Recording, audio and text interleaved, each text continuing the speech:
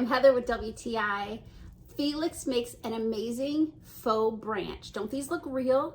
But they're not. There's no mess. They are really easy to bend into the shape that you would like. I like how natural they look, and of course love that there's no mess to them. I like to be able to dress up my home decor. I have a couple behind me over here. I like using these in the wintertime and then using greenery in the summer. I think they're beautiful. I like pairing them with like a spruce or a fir. It really makes a space look nice, filled up while not being overly gaudy. I just pop these often into a vase and you have a really pretty look, whatever your decor, because they are fake and bendable, but they still bring that look of elegance. These are even great if you're decorating for like an anniversary party or a wedding table. Absolutely beautiful. They are more than I anticipated.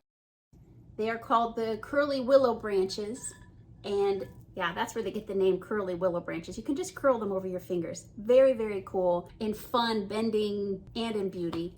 Oh, and there's no sharp parts, so that's always very nice. They're very well made. The stems themselves are wound and wrapped very well. They have a plasticky but firm feel while still being able to bend them easily to the shape that you like. They're just ideal, and that's my point of view.